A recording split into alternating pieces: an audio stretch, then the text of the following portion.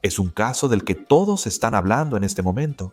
¿Cómo fue que una estudiante con puros dieces, porrista del equipo universitario y una joven de 18 años, con toda su vida por delante, terminó muerta en un crucero de Carnival? Sabemos la hora de la muerte de Anna Kepner y cuándo el forense en Miami cree que falleció. Pero todavía quedan muchas preguntas sin respuesta. Estamos hablando con un forense sobre lo que implica determinar las partes clave de este misterio y lo que podría suceder después. Estamos en el caso presentado por Ley y Crimen. Soy Chris Stewart.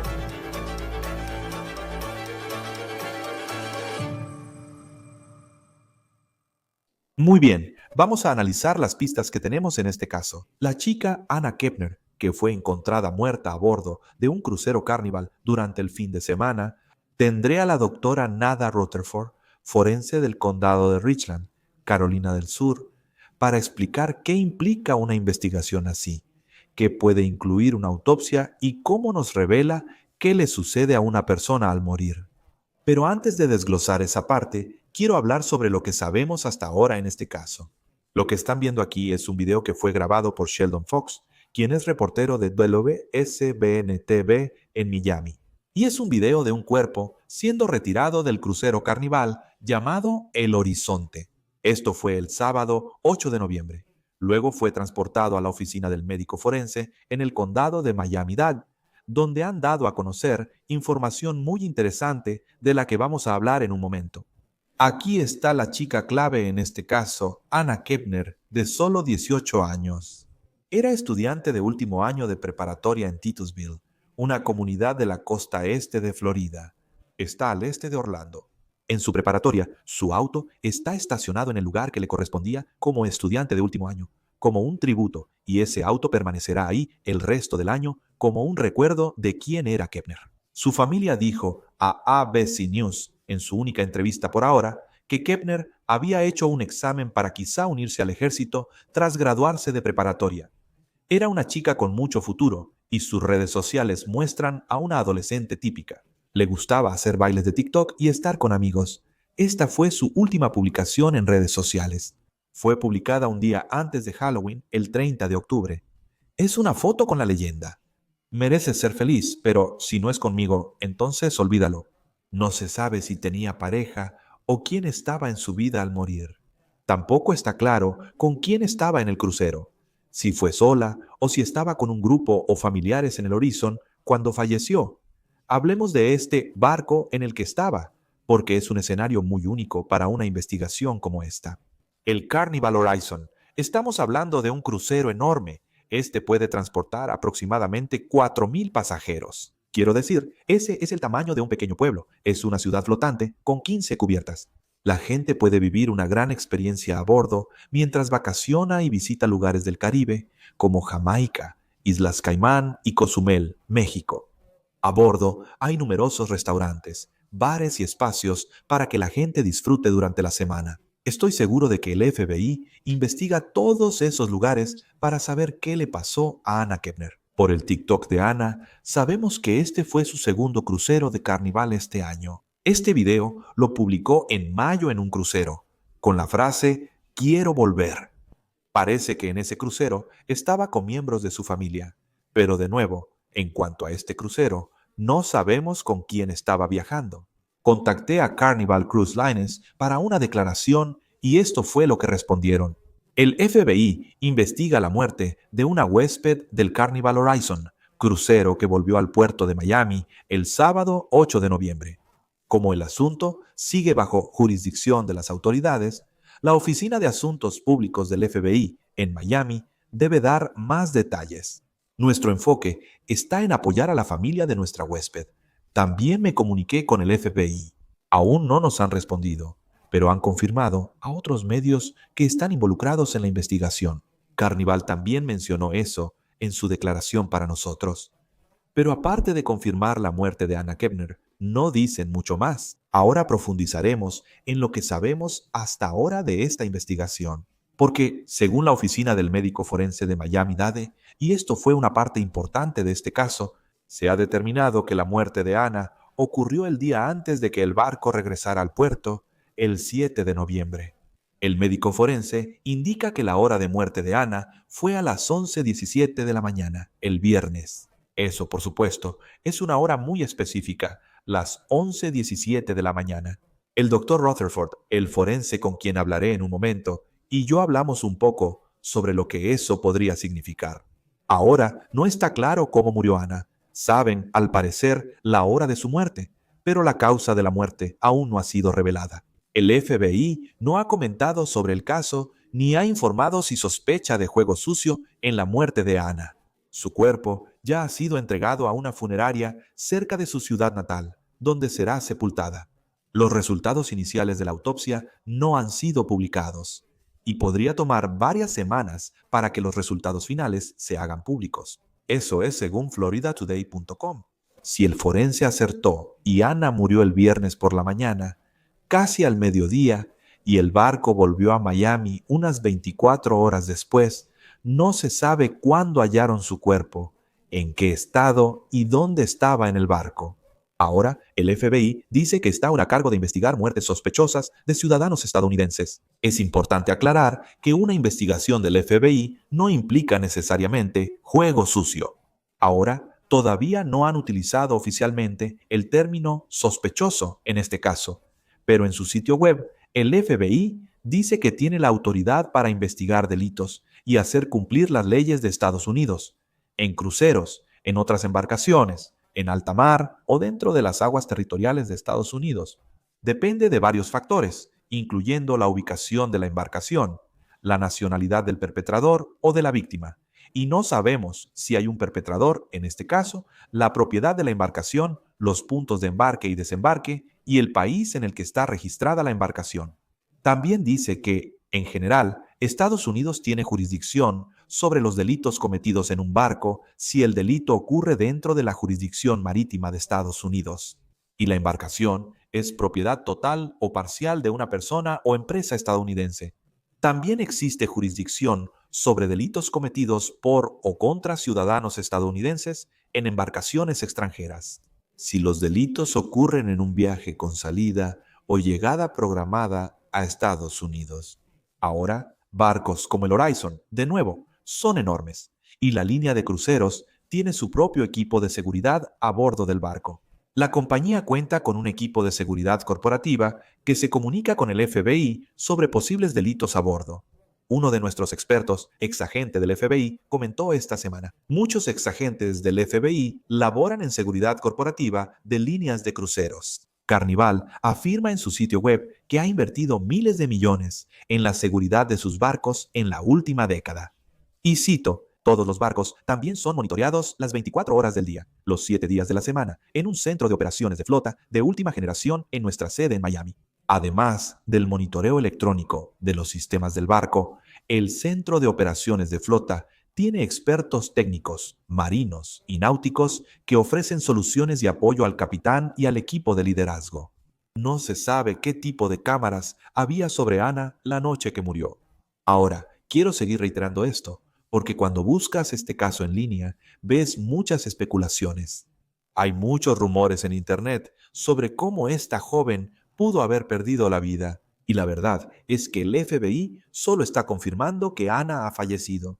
No sabemos nada sobre la causa de su muerte en este momento, ni qué pudo haber pasado a bordo de este barco. Y de nuevo, el FBI no ha dicho si cree que hubo juego sucio involucrado, pero si ese fuera el caso, es importante señalar que sería algo increíblemente raro en un crucero.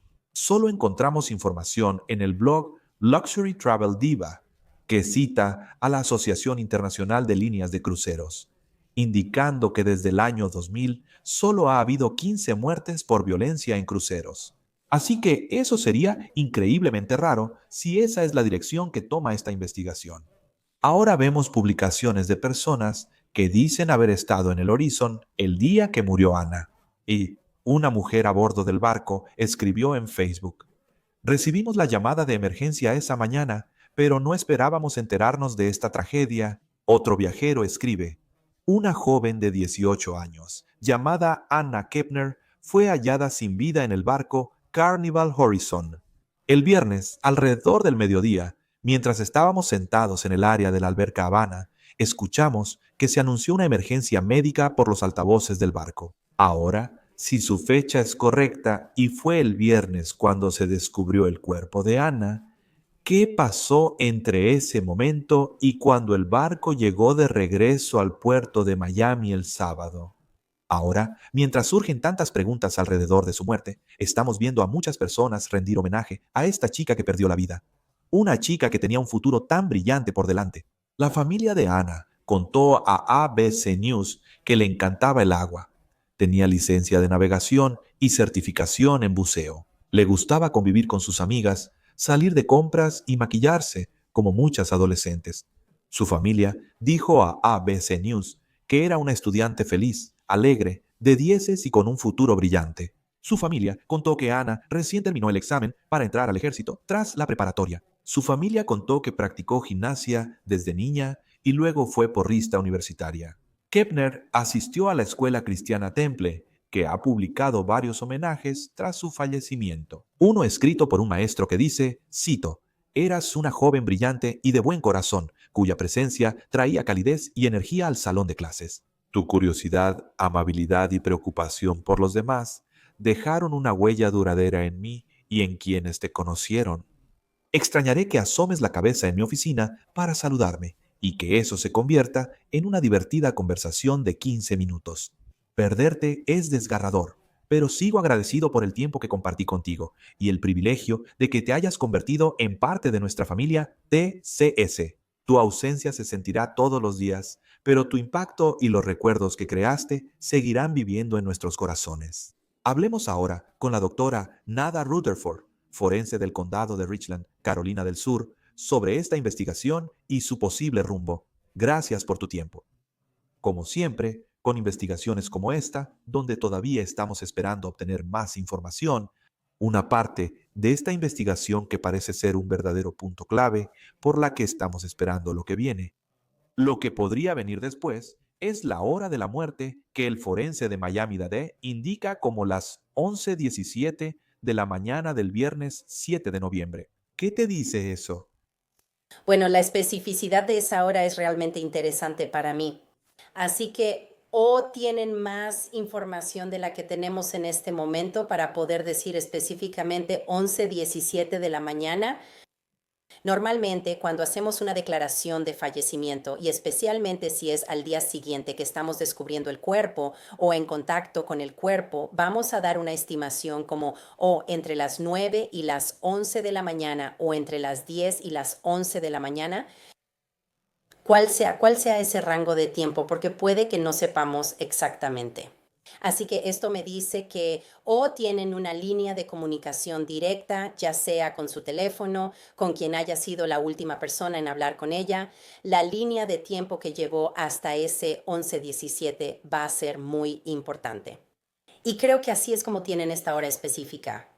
También es importante saberlo. En este crucero, uno de esos enormes barcos, con 4.000 pasajeros, es como una ciudad flotante. No sabemos dónde hallaron su cuerpo, si en un camarote, restaurante o la cubierta de la piscina. Pero el 11:17, eso también podría significar que, si su cuerpo fue hallado en cualquier posición, fue a las 11:17 de la mañana cuando la encontraron. No necesariamente significa que su último aliento fue a las 11:17.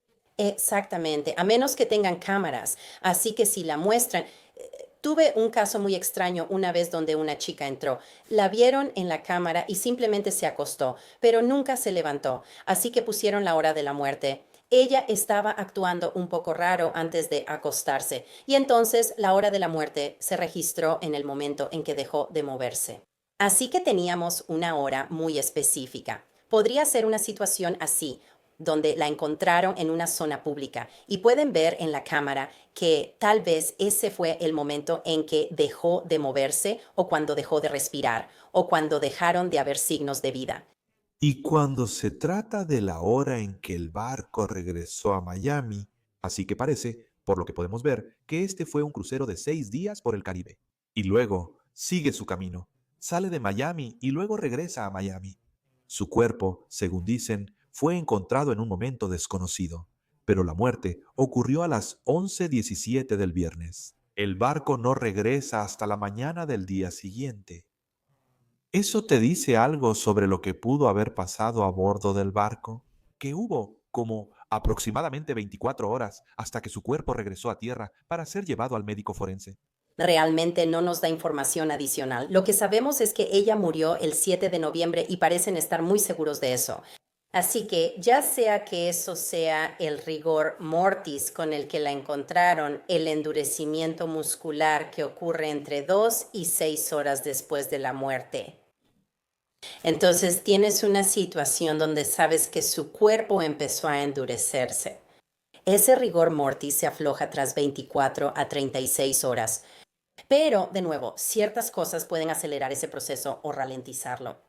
Así que es Florida, es un crucero, va a haber humedad, vas a hacer calor y eso puede ayudar a acelerar el proceso.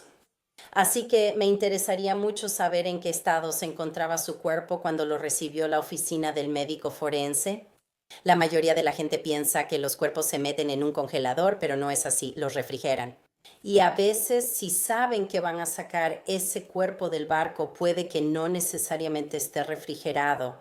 Puede que solo lo mantengan en un área fresca o en un área con temperatura controlada hasta que puedan llevarlo a la oficina del médico forense.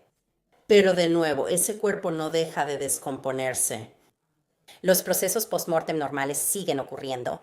Así que estoy muy interesada en saber dónde la guardaron, cómo la guardaron, cuál era el estado del cuerpo cuando llegó a la oficina del forense. Otra vez, esa fecha exacta, el 7 de noviembre. ¿De dónde salió? Tengo muchas preguntas. Sí, y cuando se trata solo de la hora de la muerte, ¿sabes la causa de la muerte? Si sabes la hora de la muerte, No necesariamente saber cuándo alguien murió no te da respuestas. Lo que realmente necesitamos ahora es la autopsia. Necesito un examen externo para que me digan qué se observó en ese cuerpo. Hay marcas de estrangulamiento o señales de trauma. Hay heridas de defensa. Es necesario hacer un kit de violación. Me interesaría mucho saber cuáles son los contenidos de su estómago, qué muestra la toxicología. ¿Hay algo en su orina? Así que, de nuevo, una autopsia completa con toxicología completa, muestras de orina vítrea y muestras de sangre. Quiero saberlo todo. muchas veces para nosotros, o sea, ciertamente, como los que cubrimos crímenes reales, la gente que ve esto, que consume el contenido, normalmente solo hablamos de los resultados de una autopsia, pero tú las haces, estoy seguro, a diario. ¿Qué es exactamente una autopsia? Ya sabes, este cuerpo llega, está en tu oficina. ¿Qué haces para conocer la historia de ese cuerpo y cómo llegó a este punto? Bueno, y hay dos partes en esto. Está la parte investigativa, que en este caso vendrá del FBI. Sabemos que ellos se encargan de eso, pues es su jurisdicción cuando hay una muerte en el mar. Por eso necesitaremos la información del FBI. Pero en cuanto a la autopsia en sí, la parte científica, ese cuerpo será recibido y se confirmará la cadena de custodia. Luego se abrirá la bolsa. El cuerpo será examinado y fotografiado antes de que siquiera lo toquen. Será examinado y fotografiado solo visualmente.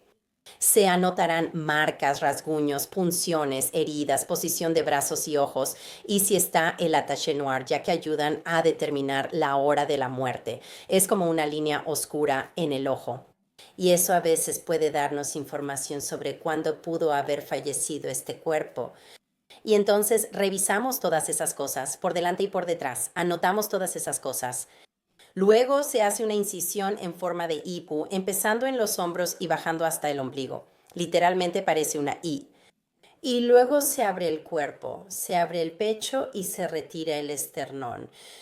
Y luego, uno por uno, los órganos se examinan y se extraen del cuerpo. Y se pesan y luego se diseccionan para ver si hay algo como una embolia pulmonar en los pulmones, si hay algún tipo de hemoperitoneo o si puede haber sangrado alrededor del saco del corazón o líquido alrededor del saco del corazón. Buscamos todas estas cosas para ver si hay alguna anomalía en la forma, el peso de los órganos o en la apariencia visual de esos órganos. Luego se toman muestras, así que vas a tomar, normalmente tomas muestras de cada parte del órgano. Después las pondrán en portaobjetos. Tomarán diferentes cortes del cerebro y nuevamente de los otros órganos. Las colocan en casetes, las llevan al laboratorio de patología y un patólogo forense las examina para detectar cosas no visibles a simple vista. Luego las observa bajo el microscopio para analizarlas más a fondo. Así que a veces puedes ver cosas como cristales de oxalato de calcio en los riñones porque alguien fue obligado a beber anticongelante y puede que no lo supiera, porque es algo incoloro, sin olor, ya sabes, con un sabor algo dulce que podrías poner en la bebida de alguien.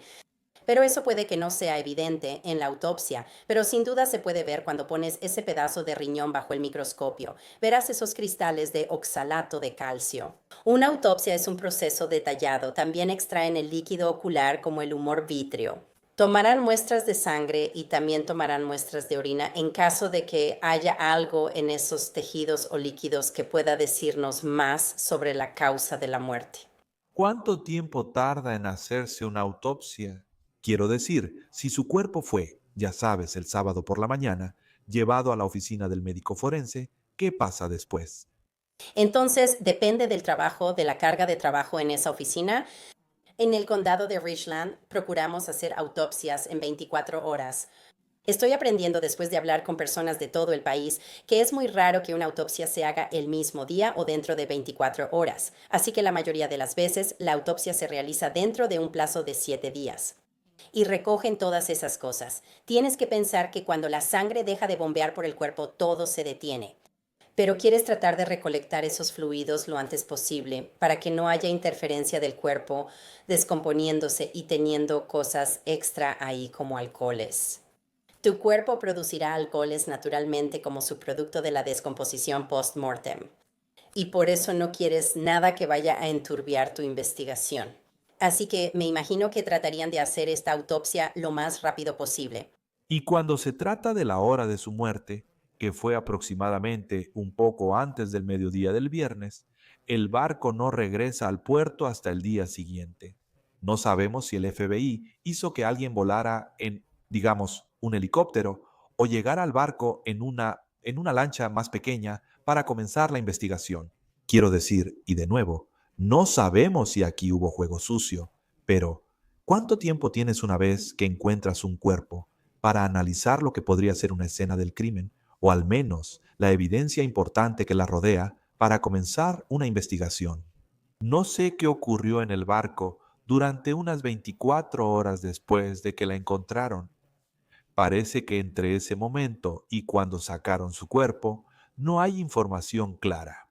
¿Verdad? La investigación debió iniciar de inmediato al haber una persona fallecida. Debieron asegurar la escena donde la encontraron, aunque fuera área común.